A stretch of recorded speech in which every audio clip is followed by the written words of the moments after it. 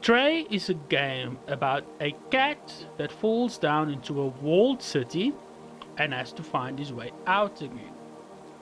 On the premise alone, it looks pretty interesting, it looks fun. However, as you start playing through the game, you start realizing that this walled city has many secrets to hide, and that there is a distinct lack of life. To understand how Stray works and how the game plays overall, there are three things that we need to take a look at: the visuals, the characters, and the story. So obviously, this is a game that's loved by many people, and I do actually like it quite a lot. I played through it 2 times. Once when it was released in 2022, and now recently again for this specific video. I needed video capture after all. So we're going to talk about the first thing that you will notice about Stray, and that is the visuals. Stray looks amazing. I cannot begin to explain to you just how fantastic this game looks, especially as you start playing through each different biome and area within the walled city. Just the starting area where the cats themselves live is pretty freaking amazing. It's tranquil, it's green, it's alive. But then you start moving through the cities themselves. The first area is just the abandoned slums. That's what I call them. I don't know what they're actually called. The game does have a name for it, but I call them the abandoned slums. This is when you are still alone, and eventually you start going into the slums themselves, the slums proper, where there are robots that are currently living there. Because this game is filled with robots. That's your main antagonist, that's your main friend, the robots. The only living things are Zerks and the cat. Now, I'll explain later what a Zerk is, right? The environments in this game are truly something that makes it for me, because they are extremely captivating. Like, you want to explore every single area just because they look fantastic. And if you do get the chance to ever play Stray, I do recommend that you take the time to look through every single area. Just explore it as you go, instead of trying to find just the plot and just what makes the story go further. The slums for me is one of the most beautiful areas, because it's got that nitty grittiness to it, you know, and it's filled with flowers and trees and plants. It's not as dead computer as the midtowns are.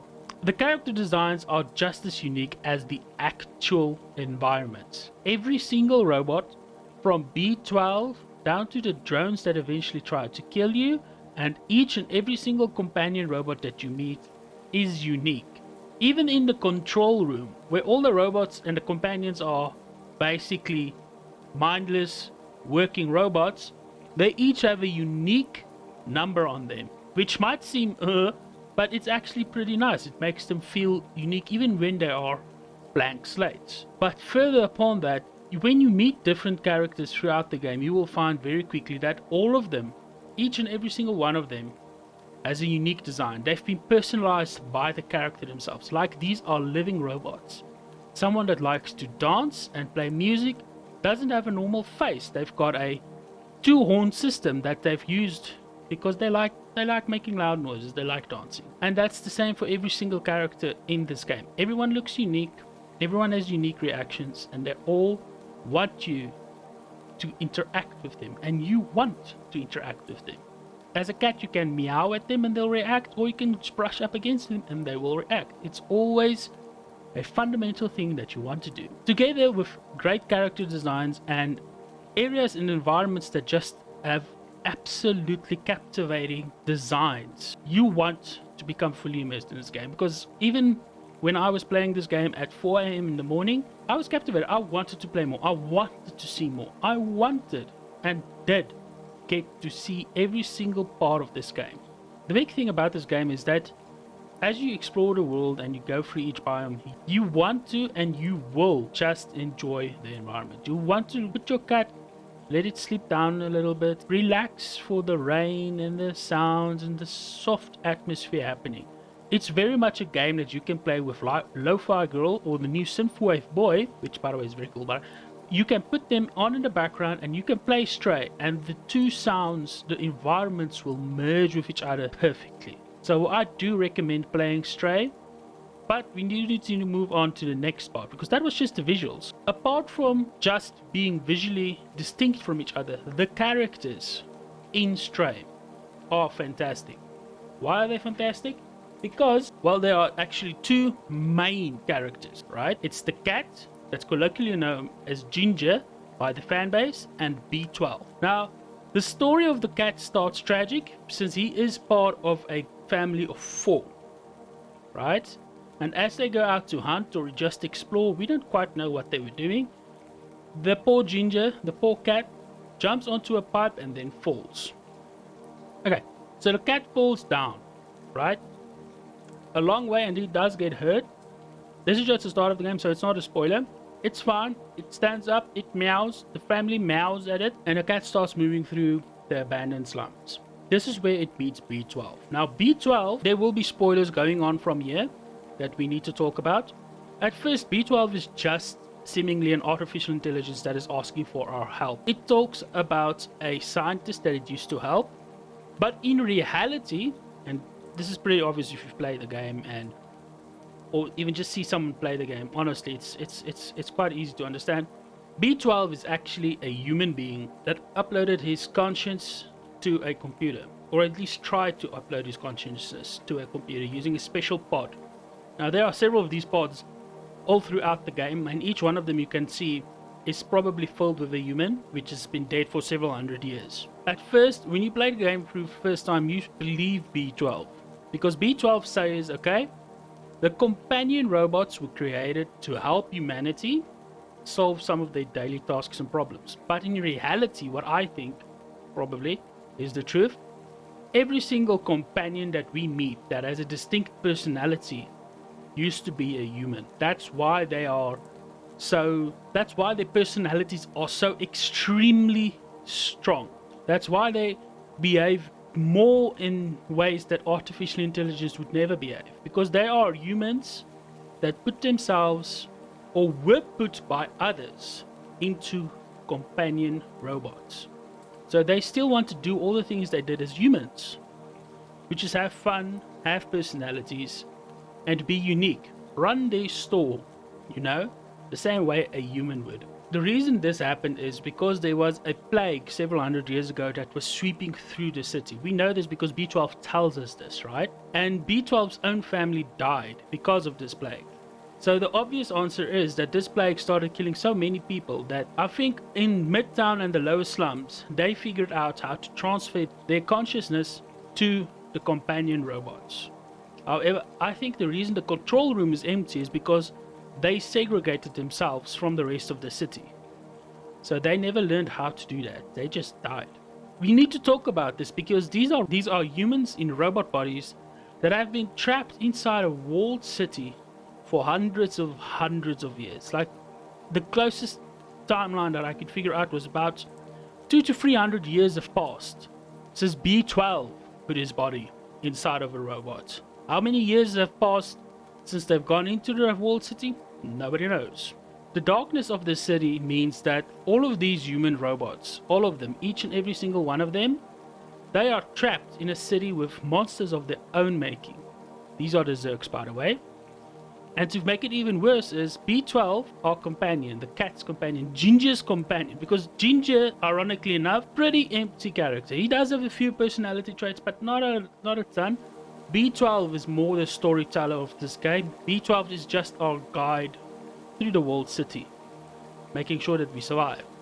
But at the end of the game, B12 kinda dies, not really dies, but we're not sure. Nobody's sure. We've not heard from the developers what the next game will be, or if there will be a next game that continues telling the story. The last thing that I want to say about the characters is that you might expect Ginger just to be doing what B12 tells him to, but there are several scenes, cutscenes in fact, where we have no control over Ginger that shows that maybe this cat really is a bit smarter than you would think a cat would be, capable of reasoning and talking to robots without the help of a translator.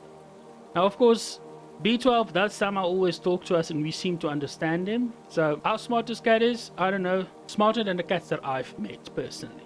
But that's a thing for another time. Overall, the story of Stray is pretty simplistic. It is a basic game that tells the story of a stray cat, which I don't even think is just a stray cat, it's probably just a wild cat, that falls down into a walled city that's captured in complete darkness. As he travels through the city, as he and B12 travels through the city, they meet new robots, solve problems, find ways to overcome many problems, and eventually get out of the walled city, including, in fact, removing the quarantine restrictions that were placed upon the city that has caused so many problems within the city itself for all the companion robots that are stuck in there. That is genuinely the plot. That is how simple it is. It's very fast, it's very easy, it's very fun. The thing that intrigues me is that there are clearly some hidden things happening within this game, and I'm not talking about the obvious stuff like the control room or things that actually just get solved by our in-game characters, such as the quarantine being lifted or the control robots and the drones that are there. The specific thing that I'm talking about is the Zerks. Now, what is a Zerk? A Zerk is a bacteria that was specifically engineered and developed by the humans that used to live in the city to eat any trash. Well, to be fair, they started with organic trash. You know, you've got a lot of organic stuff coming out of humans, and they needed a way to clean it all up. And the bacteria eventually mutated to eat everything. The only things that they don't seem to eat are lights and concrete. But that's putting it a bit simple to say what a Zerk is, because the initial Zerks are just one-eyed monsters that kind of look like facehuggers from the Half-Life games. However, there is one part of the game when we are moving through sewers. It's big Act 2 for me. It's the sewer area. It's not actually Act 2. It's like Act 7 or 8, where we find out that, you know what? There's eyes on the walls, and these eyes can summon the Zerks. They can also make the entire city rumble and shake. They genuinely scared me the first time I played this game, and they still freak me out a bit when I play the game now. What this is and what they are is never answered. B12 never talks about them. No one talks about them. It's just shown to us and then brushed over. Even Momo, the robot that goes with us into the sewers, doesn't mention anything about what they are and why they are there. We don't know. We will have to see. And hopefully it's not something scary and creepy, but it's going to be something scary and creepy. They genuinely look like something out of a freaking Devil May Cry game. But that is the end of the story. That's about everything that I have to say about Stray. It's a good game. It's a good, fun, clean game. It's a game that I recommend playing if you've not had the chance. And if you do have the chance, I recommend finishing the game. You know who you are. Okay, but let's move on to my last thoughts, right? Stray is a visually stunning game that controls well and feels atmospheric. A game worth the small price tag that shows that you don't need action to make a game appealing to the masses, and that you definitely don't need hours upon hours of explanations or action filled or movement or shooting or any of those things that many game developers lately seem to be doing. Like, I don't know why it is, but there's a pandemic of game developers not necessarily understanding that just having a good atmosphere can make a great game. I mean, there's unpacking, and as I'm saying, there's a lot of games are coming to mind, but you know what I mean. The game is truly nothing more than a cat trying to get back home and what is needed for it to get back home. A rich narrative that involves you, character behavior that endures to you, and a main character that is cute to even the most soulless of men. Like, seriously, I've had people that go, I don't like cats, but I like this cat.